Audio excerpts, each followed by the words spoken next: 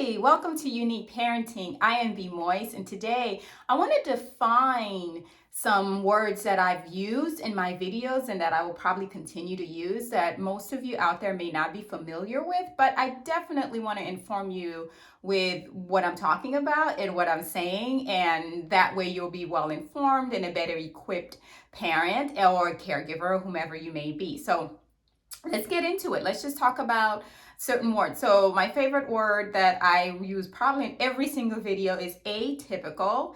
And the reason I use atypical a lot is because I have an atypical learner. And what atypical basically means is someone who learns outside of the norm, right? Someone who is not within the neurotypical ways and patterns of learning. So atypical is basically anybody that has any type of atypicalities in their brain. So ADHD, autism, dyslexia, dysgraphia, learning disability, or any type of communication disorder, anything like that. So that is the atypical person, the atypical brain. I reference my children as having atypical brain. I also have an atypical brain because I have ADHD and I have dyslexia. So it is just, we are a very neurologically diverse household, which is pretty awesome. So that's what atypical means. So, and when I say that, that's who I'm referencing, that's who I'm talking about. And, you know, if you're watching one of these videos and you're like, why does she keep saying atypical? What is atypical?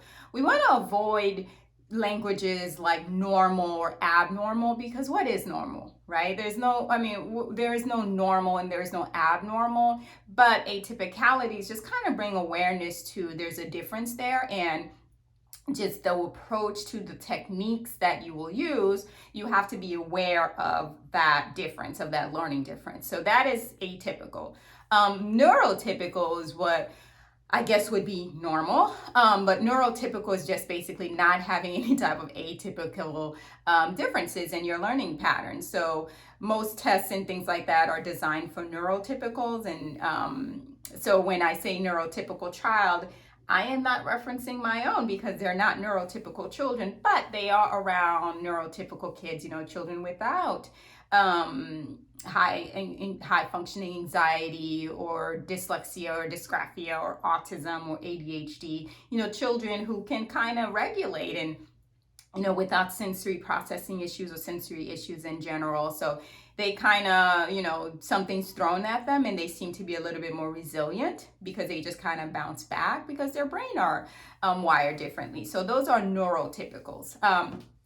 Those are the two words that I use a lot, and I will probably continue to keep using a lot, just because those are my go-to words in describing, you know, the average and the others.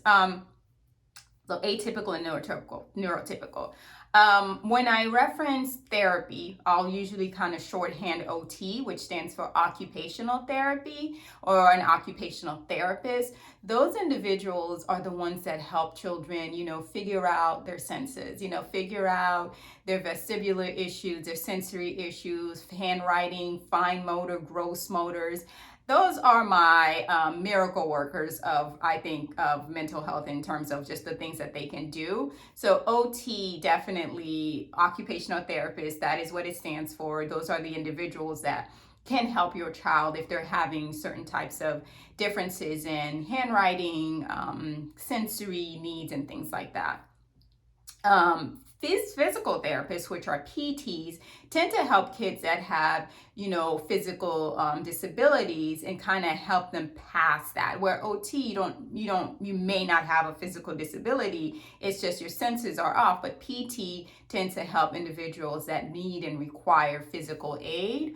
My daughter saw a PT for about 2-3 months because she was a late walker, and really late walker. So, and I think she kind of had one foot that was like N-word. I at this point I don't remember, but PTs definitely kind of help with physical aspect of anything that your child may be going through. So physical therapist, PT.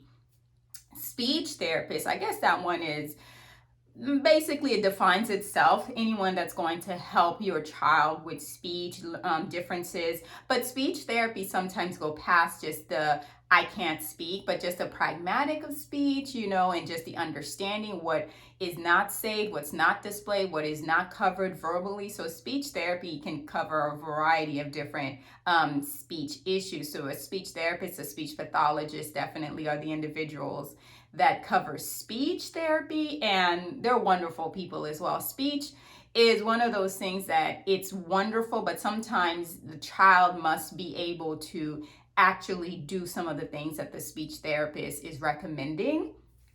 We've seen a lot of speech therapists over the years, and we finally have landed at one that understands Jake's needs the best, but it's also based on his age and all the other speech therapists we've gone through before to get us to this point. So out of all the therapists, I think that one was the hardest for us because it seemed as if Jake wasn't making a lot of progress, but it's one of those things, the child will do something when he is ready, and that's what happened in speech. So those are speech therapists. ABA stands for Applied Behavior Analysis, ABA therapy.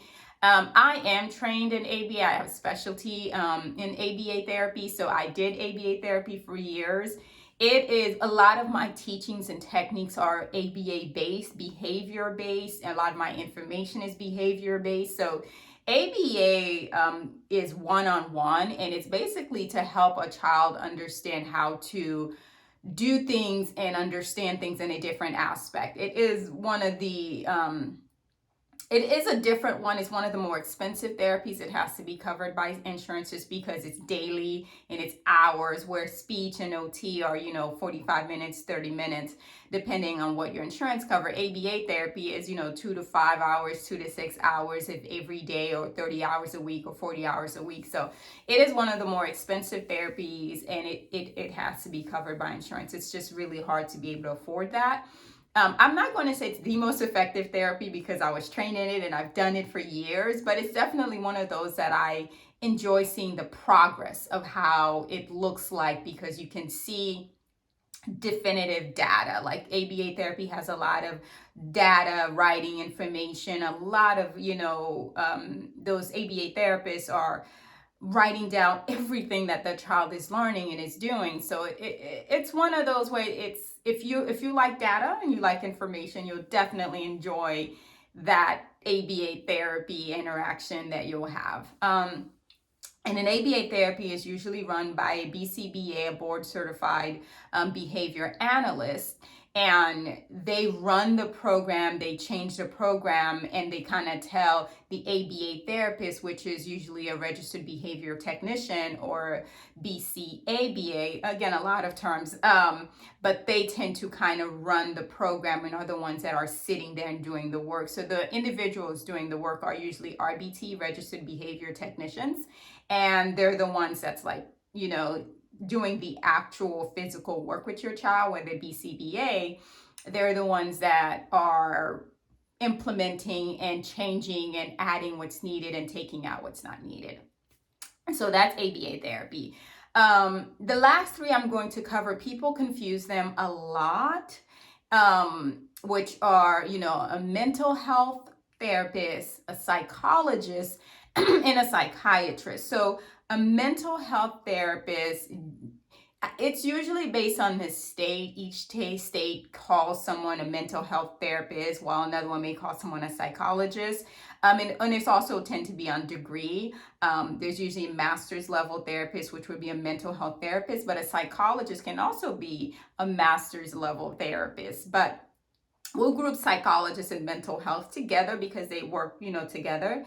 And a psychiatrist is a medical doctor that has training in mental health. So they're the ones that would prescribe medication and things like that. That's a psychiatrist. Whereas psychologists are the ones that they would not prescribe medicine because they're not a medically trained doctor, but they would do the, psychotherapy, the conversation, the back and forth and things like that. So those are the, some of the terms and some of the things that I may say, go to a psychologist to get testing done.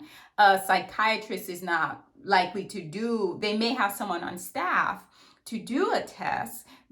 When I say test, like a full psychological test, but they're not going to be the ones that do it. That's a psychologist. And a psychologist is not going to say, hey, your child needs this type of medicine. They can say, I've seen the progress that this particular medicine has done in my other clients, but they would not be the one prescribing the medicine. So, psychiatrists are medical doctors, psychologists are not.